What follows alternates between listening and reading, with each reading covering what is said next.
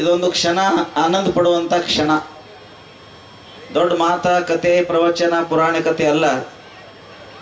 ನಾನು ಕೂಡ ಇದನ್ನೆಲ್ಲ ನೋಡೋಗೋಸ್ಕರ ರಾತ್ರಿ 1 ಗಂಟೆಗೆ ಬಂದೆ. ಜಮಖಂಡಿ ಆಚೆ ಕಡೆ ಪ್ರವಚನ ಕಾರ್ಯಕ್ರಮ ಶುರು ಅದ. ಈಗ 4 ದಿವಸ ಆಚೆ ಕಡೆ ಎಲ್ಲ ಕಾರ್ಯಕರ್ತರು ನಮ್ಮ ಮಠಕ್ಕೆ ಹಂಚಿನಾಳ್ ಮಠಕ್ಕೆ ಬಂದಿದ್ರು. ಅಣ್ಣವ್ರದ್ದು 61ನೇ ಹುಟ್ಟಹಬ್ಬ ಆಚರಣೆ ಮಾಡ್ತೀವಂತ ನಾ ಫೋನ್ನಲ್ಲಿ ಮಾತಾಡಿದರು. ಅಲ್ಲಿ ರಾತ್ರಿ 10 ಗಂಟೆಗೆ ಪ್ರವಚನ ಮುಗೀತು. ನಮ್ಮ ಮಠಕ್ಕೆ ಬರ್ಲಿಕ್ಕೆ ರಾತ್ರಿ 1 ಗಂಟೆ. ಇಷ್ಟು ದೂರ ಆದರೂ ಇಟ್ಟರೆ ಜಾಗರಣೆ ಆದರೂ ಕೂಡ ಮತ್ತೀಗ ಸದ್ಯ ಮುಗಿದ ತಕ್ಷಣ ಮತ್ತೆ ನಾ ಜಮಖಂಡಿಗೆ ಸಾಯಂಕಾಲ ಕಾರ್ಯಕ್ರಮಕ್ಕೆ ಹೋಗಬೇಕು. ನಮ್ಮಂಥ ತ್ಯಾಗಿ ಮಂದಿ ಸಹಿತ ರಾತ್ರಿ ಅನ್ಲಾರ್ದ ಓಡಿ ಬರ್ತೀವಿ. ಯಾಕ್ರಿ ಅಂದ್ರೆ ಅನ್ನ ಸಭಾನವ್ರ ಮೇಲೆ ಇರ್ತಕ್ಕಂಥ ಪ್ರೀತಿ ನಮ್ಮ ಮನೆ ಹೇಳ್ಕೊಂಡು ಬಂತು. ಅದು ಬಹಳ ಮುಖ್ಯವಾಗಿತ್ತು. सर्वांनी टाळी वाजवा लागले म्हटलं तर सर्वांना कन्नड समजा लागले असं मी समजून घेतो. बरोबर आहे का? ಭಾಳ ಸುಂದರವಾಗಿರ್ತಕ್ಕಂಥ ಸಮಾರಂಭ ಇದು. ನನಗನ್ನಿಸ್ತದ ಅನ್ನಸಭಾನವ್ರು ಗಳಿಸಿಟ್ಟಿರ್ತಕ್ಕಂಥ ಸಂಪತ್ತು ಅದು ಲಾಕರ್ನಾಗ ಇಲ್ಲ ಅನ್ನಿಸ್ತದ. ಲಾಕರ್ ಅಂದ್ರೆ ಗೊತ್ತ, ದೊಡ್ಡ ತಿಜೋರಿ ಒಳಗೆ ಪಾಸ್ಬುಕ್ ಮ್ಯಾಗ ಲಾಕರ್ನಾಗ ಎಟ್ಟೈತಿ ನನಗೆ ಗೊತ್ತಿಲ್ಲ. ಪಾಸ್ಬುಕ್ ಮ್ಯಾಗ 1000 ಕೋಟಿ ಐತಿ ಗೊತ್ತಿಲ್ಲ, ಲಾಕರ್ನಾಗ ಎಟ್ಟೈತಿ ಗೊತ್ತಿಲ್ಲ. ಆದ್ರೆ ಎಂದೂ ಸಹಿತ ತೀರಲಾರದಂತ, ಯಾರೂ ಕಸ್ಕೊಂಡು ಸಹಿತ ಬಿಟ್ಟು ಹೋಗಲಾರದಂತ ದೊಡ್ಡ ಸಂಪತ್ತು ಯಾವ್ದಾರ ಇತ್ತಂದ್ರೆ ಇವತ್ತು ಗ್ರೌಂಡ್ನಾಗ 10,000 ಜನ ಕೊಡಲ್ಲ. ಅದು ನಿಜವಾಗಿರ್ತಕ್ಕಂಥ ಅನ್ನಗಳ ಸಂಪತ್ತು ಇವತ್ತಿನ ದಿನ ನನಗೆ ಅನಿಸ್ತದ. ಮನಸ್ಸಿಗೆ ಬಹಳ ಖುಷಿ ಆಗ್ತದೆ.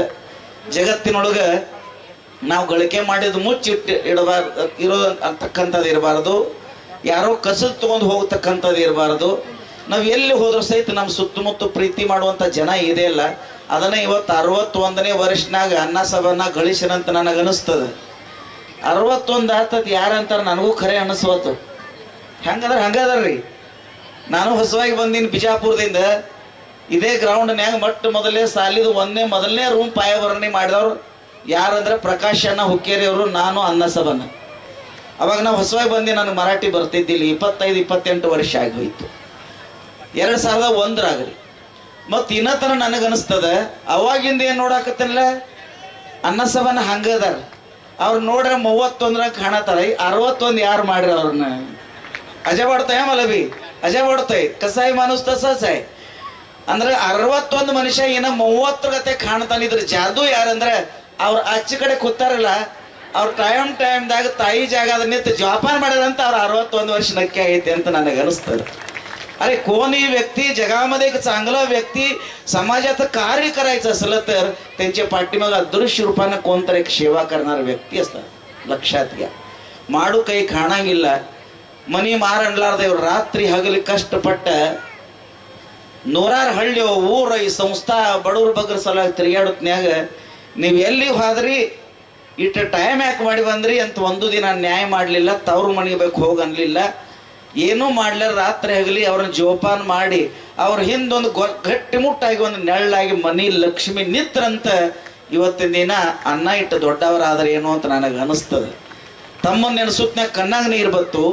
ಮನೆಯವ್ರ ನೆನೆಸುತ್ನ್ಯಾಗ ಒಂದು ಮಾತಂದ್ರು, ಇಟ್ಟೆಲ್ಲ ನಾವು ದೊಡ್ಡವ್ರು ಇದ್ದಿದ್ದಿಲ್ಲ, ಸಣ್ಣ ಬ್ಯಾಂಕ್ ಶುರುವಾಗಿತ್ತು, ಹೋಟೆಲ್ಗೆ ಹೋಗಿ ಚಹಾ ತೊಗೊಂಡು ಬಾ ಅನ್ನುವಂಥದ್ದು ಪರಿಸ್ಥಿತಿ ಇಲ್ಲಾಗಿತ್ತು.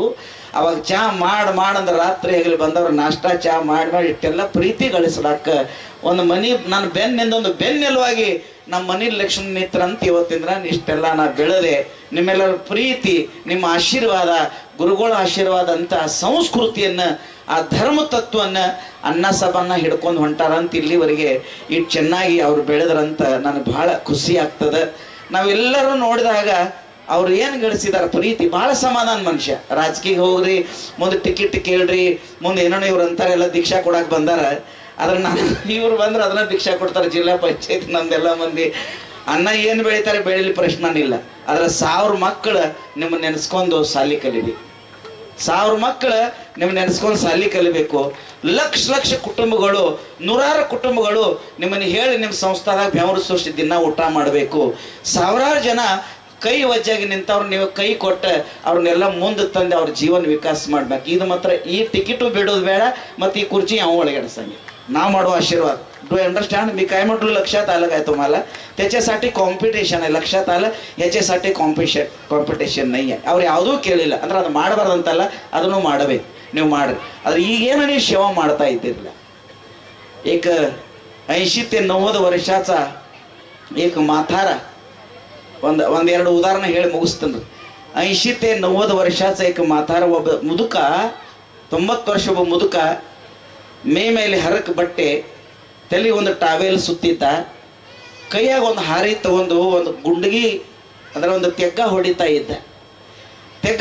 ಇದ್ದ ಬ್ಯಾಸಿಗೆ ದಿನ ಬಿಸಿಲು ಏಪ್ರಿಲ್ ಮೇ ತಿಂಗಳ ಮೈಯೆಲ್ಲ ಮುತ್ಯಾಂದ ಮೈಯೆಲ್ಲ ಬೆವತಿತ್ತು ಕೈಯಾಗ ಹಾರಿ 90 ವರ್ಷ ಮುದುಕ ಒಂದು ತೆಗ್ಗ ತೆಗ್ಯಾಕತ್ತಾನವ ಒಬ್ಬ ಕುದುರೆ ಮ್ಯಾಗ ಯುವಕ ಆ ದೇಶವನ್ನು ಆಳತಕ್ಕಂತ ಯುವರಾಜ ಕುದುರೆ ಮ್ಯಾಗ ಕುಂತ ಅದೇ ಮಾರ್ಗದಿಂದ ಹೊಂಟಿದ್ದ ಮ್ಯಾಗ ಬೆಂಕಿ ಅಂತ ಬಿಸಿಲದ ಕೈಯೊಳಗ ಹಾರಿ ತಗೊಂಡ್ ಮುದುಕ ಹಡ್ಡಾಕತ್ತಾನ 90 ವರ್ಷ ಆಗೈತಿ ಮೈಯೆಲ್ಲ ಬೆವರು ಬಿಟ್ಟೈತಿ ಆ ಮುದುಕ ನೋಡಿ ಈ ಯುವರಾಜನಿಗೆ ಆಶ್ಚರ್ಯ ಆಯ್ತು ಒಂದಿಷ್ಟು ನಿಂತ ಆ ಯುವಕ ರಾಜ ಕೇಳ್ತಾನ ನೀ ಏನ್ ಮಾಡತ್ತಿ ತೂ ಕಾಯ ಕರಾಲಾಗಲ್ಲ ನೀ ಏನ್ ಮಾಡತ್ತಿ ಆ ಜೋಬ ಅವಾಗ ಮೈಯೆಲ್ಲ ಕೈ ಹೊಲಸಾಗಿತ್ತು ಮೈಯೆಲ್ಲ ಬೆವರ ಹಾರಿ ಇಟ್ಟ ಇವ್ ರಾಜ ಅನ್ನೋದು ಅವ್ನು ಗೊತ್ತಿಲ್ಲ ಒಂದು ಮಾತಂದ ಇಲ್ಲೊಂದು ತೆಗ್ಗ ಹೊಡೆಯತ್ತವನು ಯಾಕೆ ತೆಗ್ಗ ಹೊಡಿತಿ ಇಲ್ಲೊಂದು ಮಾವಿನ ಗಿಡ ಹಚ್ಚಬೇಕತ್ತ ತೆಗ್ಗ ಹೊಡ್ಯಾಕತ್ತೀನಿ ತಂದ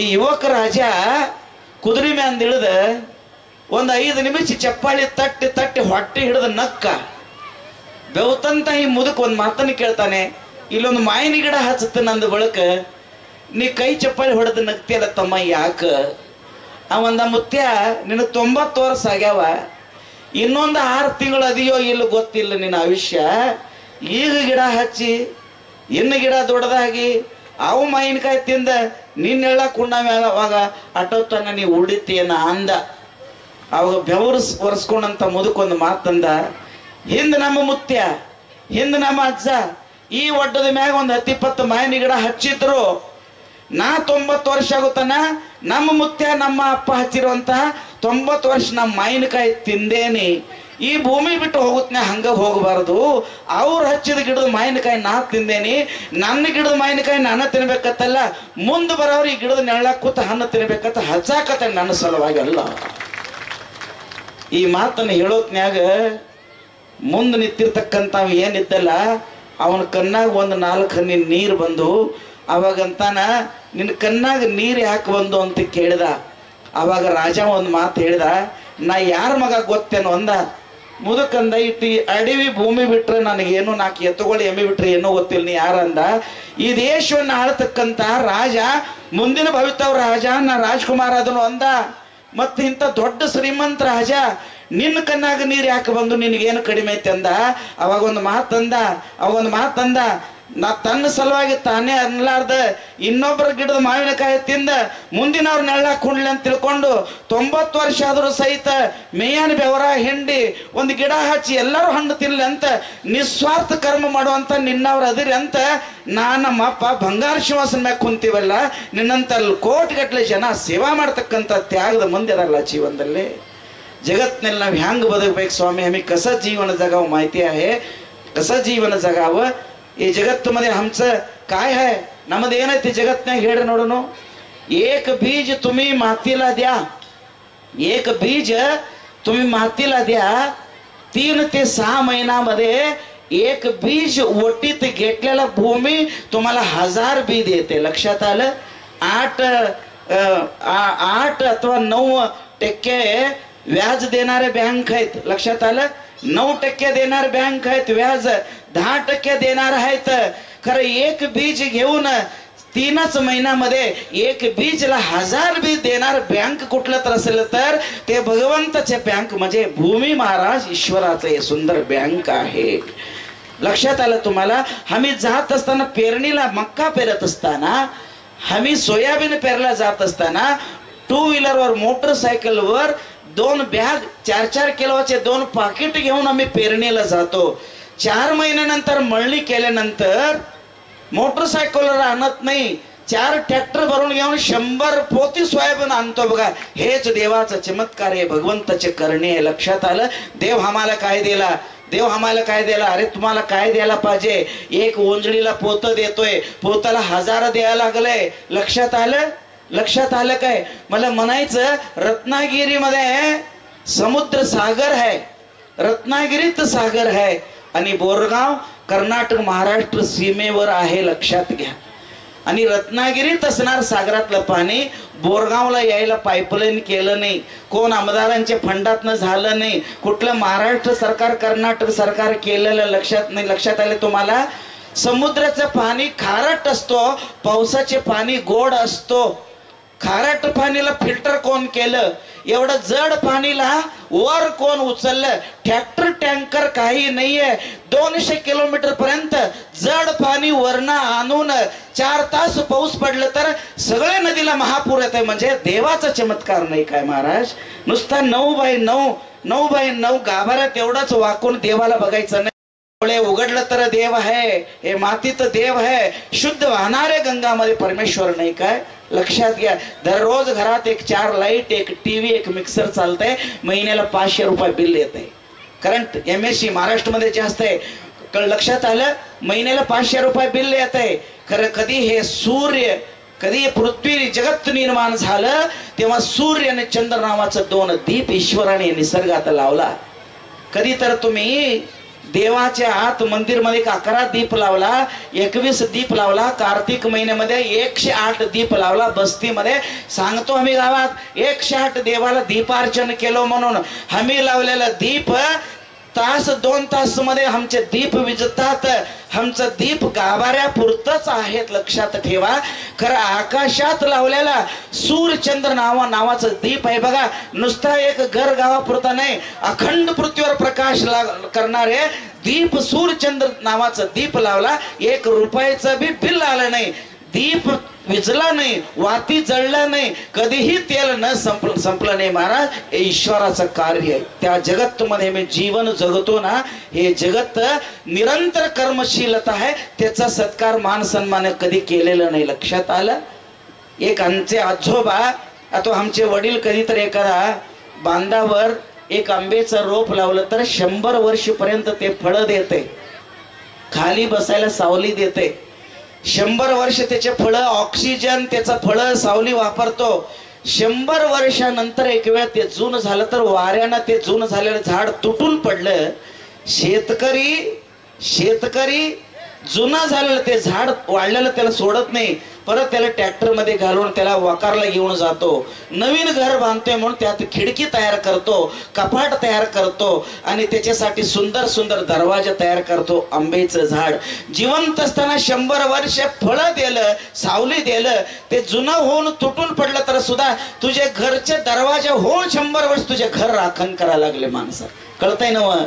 जिवंत असताना ते फळ दिलं, तुटून पडलं तर सुद्धा तुझी खिडकी, कपाट, फर्निचर आणि तुझे दरवाजे होऊन तुझे घर राखण करतोय. एक बांधावर असणार झाड एवढं चांगलं कार्य करत असताना भगवंताच्या जगतमध्ये आम्ही आल्यानंतर आम्ही कार्य करावं.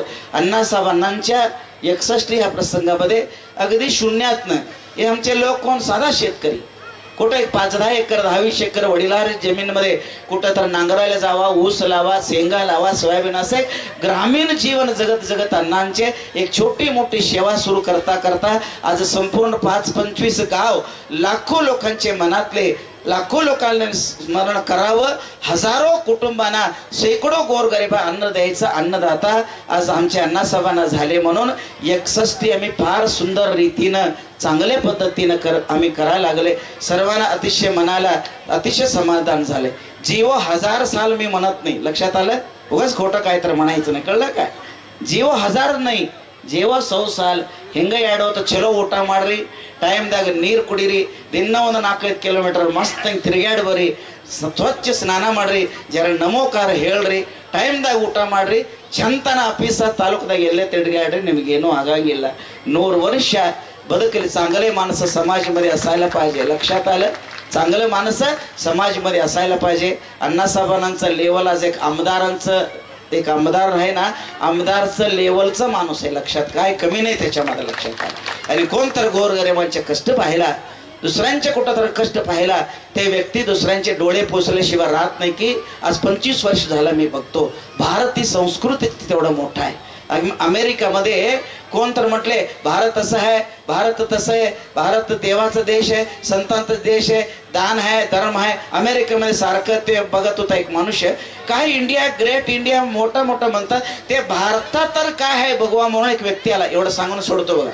भारतात तर काय आहे बघूया म्हणून एक अमेरिकेचा माणूस आला आणि रात्री विमानाने येऊन मुंबईमध्ये उतरल्यानंतर जरा त्याला शुगर होतं, सकाळी त्याला पळायला लागत होतं, समुद्र किनाऱ्याला 1-2-3 तास व्यायाम केला, घाम सुटलं होतं आणि त्याला शुगर कमी होते म्हणून बिस्किट ठेवत होता खिशामध्ये.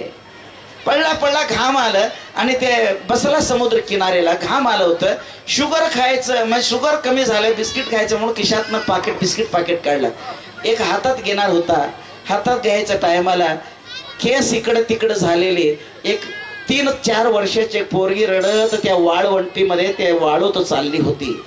तो अमेरिकेचा माणूस म्हटला, हेच काय म्हटलं, इंडिया ग्रेट नव्हे, इंडिया. सकाळीच बघितलं सूर्योदय नाही, त्याला आई बी नाही, वडील नाही, अंगावर कपडे नाही, केस इकडं तिकडं झाले, पोरगी भीक मागत रडा लागले, हिथंच इंडिया. आता पूर्ण इंडियामध्ये हे भिकारी लोकच हे म्हटला तर सुद्धा माणुसकी असते.